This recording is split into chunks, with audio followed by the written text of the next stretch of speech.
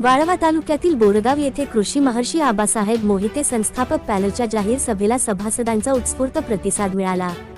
या सभेला राष्ट्रवादी काँग्रेस शरदचंद्र पवार पक्षाचे प्रदेशाध्यक्ष माननीय शशिकांतजी शिंदे प्रमुख उपस्थित होते।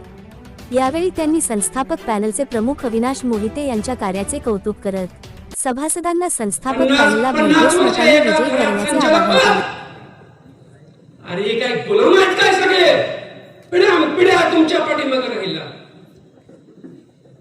मला वाटत होतं की भोसलेंच्या सभेला इतकी अशी प्रचंड गर्दी होईल, इकडे गर्दी होईल, पण आज आमच्या सभेला इतकी प्रचंड गर्दी आहे। शिंदे साहेब, ह्या भोसलेंच्या पॅनल मध्ये अनेक झुंडशाही पद्धतीने राबवणारे नेते आज वडगाव हवेली सारख्या गावामध्ये प्रचंड मोठी सभा झाली, दुशार मध्ये प्रचंड मोठी सभा झाली, आज बोरगाव मध्ये सुद्धा तीच परिस्थिती आहे। आणि आज महाराष्ट्राला हा वाळवा तालुका आणि या कृष्णा कारखान्याच्या पंचक्रोशीतील जनता अर्चनाताई ह्या चेअरमन होणार आहेत, हे संपूर्ण महाराष्ट्राला दाखवून देणार आहेत। एवढंच बोलतो आणि माझं छोटंसं भाषण संपवतो। जय हिंद, जय महाराष्ट्र। 2010 साली जे पहिलं परिवर्तन घडलं गेलं, धनशक्ती विरुद्ध जनशक्तीच्या विरोधामध्ये, ज्यावेळी अविनाश दादांच्या मार्गदर्शनाखाली अविनाश दादांच्या माध्यमामधून आम्ही संस्थापक पॅनेल उभं केलं, त्यामध्ये धनशक्तीच्या विरोधामध्ये जनशक्तीनं ताकद दाखवली। त्या काळामध्ये संस्थापक पॅनेलला पायाभरणी केली, संस्थापक पॅनेल त्या काळामध्ये विजयी झालं। काळाच्या ओघामध्ये 10 वर्षाच्या काळामध्ये परिवर्तन घडलं। परिवर्तन घडत असताना 10 वर्षाच्या काळामध्ये या भोसले मंडळींनी कारखाना कसा चालवला, कशा पद्धतीने चालवला गेला, सामान्य जनतेची कशी ससेहलपट केली। चेअरमन साहेब ऑफिसला गेले तर कधी आम्हाला भेटत सुद्धा नव्हती, अशा बऱ्याच लोकांची तक्रार आहे। गेल्या जशी निवडणूक लागली, अर्चना वहिनीने आणि अविनाश दादांनी एक पत्रकार परिषद घेऊन कारखान्याची भूमिका मांडली, त्यामध्ये जाहीरनामा मांडला। त्या जाहीरनाम्यामध्ये पहिला विषय असा घेतला की तुम्ही कारखाना चालवला, चांगला मान्य आहे, चांगला चालवला, परंतु 960 कोटी रुपयाचं कर्ज आलं कुठून? एक भाग झाला। कारखाना चांगला चालवला म्हणता, सामान्य जनतेला तुम्ही दिलं काय? सामान्य सभासदांना तुम्ही दिलं काय? हा प्रश्न उपस्थित राहिला। त्यामुळं या अविनाश दादांनी आणि अर्चनाताईंनी निर्णय घेतला की माझ्या सामान्य सभासदाला काहीतरी मिळालं पाहिजे, काहीतरी त्याच्या हातामध्ये दान पडलं पाहिजे, शेतकऱ्याचं मूल्य मिळालं पाहिजे, म्हणून विनामूल्य 120 किलो साखरेचं धोरण जाहीर केलं। प्रत्येक सभासदाला 120 किलो साखर दिली जाईल। ती पण कशी दिली जाईल? त्याचा ऊस येऊ दे अगर नाही येऊ दे, त्या सभासदाचा हक्क आहे। त्या सभासदाला संस्था स्थापन झाल्यापासून जे काही शेअर भांडवल भरलं होतं त्याचा मोबदला मिळाला पाहिजे, म्हणून 120 किलो साखरेचं धोरण तिने अवलंबलं। सन्माननीय व्यासपीठावरील उपस्थित सर्व आदरणीय मान्यवर आणि व्यासपीठासमोर उपस्थित असलेल्या या कृष्णा कार्यक्षेत्रातील आणि या काय आईच्या लेकरांना माझा नमस्कार, माता भगिनींनाही माझा नमस्कार। मी अर्चना अविनाश मोहिते आज तुमच्या समोर उभी आहे, एक सामान्य शेतकरी म्हणून, कृष्णा कारखान्याची सभासद म्हणून, एका शत्रूच्या अन्यायाला प्रतिकार करणारी एक स्त्री म्हणून, एक पत्नी म्हणून, तुमची लेक म्हणून, तुमची सून म्हणून आणि तुमची बहीण म्हणून आज मी इथे उभी आहे, तुमच्या हितासाठी आणि तुमच्या साथीसाठी। आपला कृष्णा कारखाना ही फक्त एक संस्था नाहीये, ही एक सहकारी गंगा आहे आणि हा सहकार टिकला तर शेतकरी टिकेल। कृषी महर्षी आबासाहेब मोहिते यांचा वारसा असणारे आपले अविनाश दादांनी त्यांच्या काळात कधीही शेतकऱ्यांना केवळ कारखान्याचे सभासद म्हणून नाही, पण कारखान्याचे खरे मालक म्हणून त्यांना मान सन्मान दिला। त्यांच्या अडीअडचणींना सामोरे गेले, त्यांचे प्रश्न सोडवले, कधीही कुणाला डावललं नाही, मग तो विरोधक का असो, असा अत्यंत प्रामाणिक, संयमी आणि सुसंस्कृत नेतृत्व आपल्याला लाभलेलं आहे.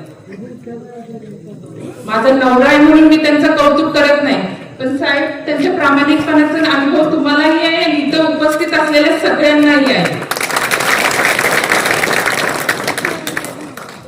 आम्ही फक्त आश्वासनं देत नाही, आम्ही जे शब्द देतो ते आमचे वचन असतात आणि ते वचन पूर्ण करण्यासाठी आम्ही स्वस्थ बसत नाही. हे वचन पूर्ण करण्यासाठी मला तुमच्या सगळ्यांच्या साथ हवी आहे, विश्वास हवाय आणि आशीर्वाद हवे. यासाठी तुम्ही येत्या 21 तारखेला अविनाश दादांच्या संस्थापक पॅनेलला नारळ या चिन्हासमोर शिक्का मारून निवडून द्या. जाता जाता मी एक सांगते तुम्हाला, घरचा गाडा चालवणारी स्त्री जर कारखान्याच्या प्रक्रियेत सहभागी झाली तर ती कधीही कुणावर अन्याय होऊन देणार नाही. म्हणून मला एक संधी द्या, एवढे मी माझी 2 शब्द बोलते. वेगळ्या प्रकारचं वैभव होतं. राजकारणातला एक दर्जा आणि एक वेगळ्या प्रकारचं राजाराम बापू पाटील असतील, बाबासाहेब मोहिते असतील, अनेक दिग्गजांनी, पतंगराव कदम वगैरे अनेक नेत्यांनी या महाराष्ट्राला एक दिशा दाखवली. आणि मधल्या काळामध्ये सगळे सोडून गेल्यानंतर एक शिलेदार मला असे सूचना करण्यात आली की तुम्ही निवडणुकीला उभं राहायला पाहिजे. योगायोगाने मी आज तिथं भाषण करत होते, प्रांताध्यक्ष जयंत पाटील होते आणि त्यांनी मला सांगितलं तुम्हाला निवडणुकीला उभं राहावं लागेल.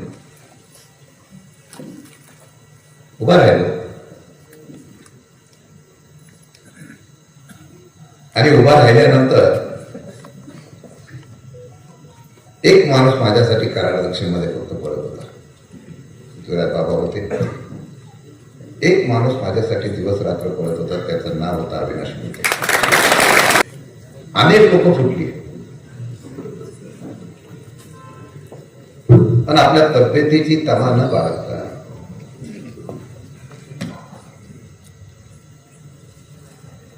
रात्रंदिवस अगदी घराघरात गावागावामध्ये जाऊन अविनाश दादाने माझा प्रचार केला.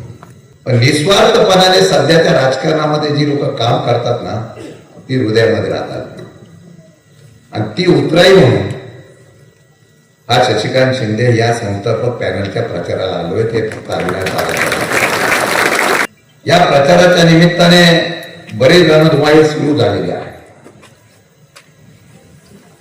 एका बाजूला सत्ता, एका बाजूला पैसा, एका बाजूला सगळे दिग्गज कालपर्यंत एकमेकांच्या विरोधात लढणारे सगळे एका बाजूला. एक नारी सबको भारी.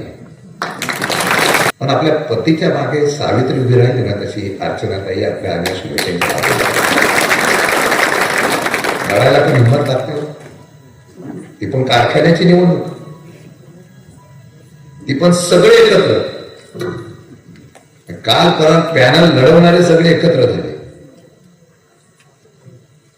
जेव्हा सगळे एकत्र होतात ना, तेव्हा समजून जायचं की विरोधकांनी आपली धास्ती घेतली आहे.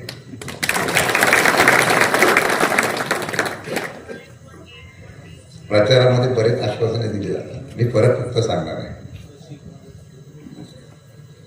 फरक काय?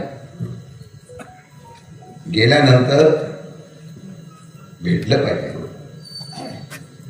गेल्यानंतर आपुलकीने विचारलं पाहिजे.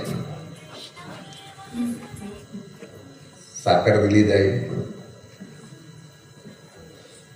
पाणीपट्टी 7,500 लावण्यात आश्वासन दिलं ते दिलं जाईल.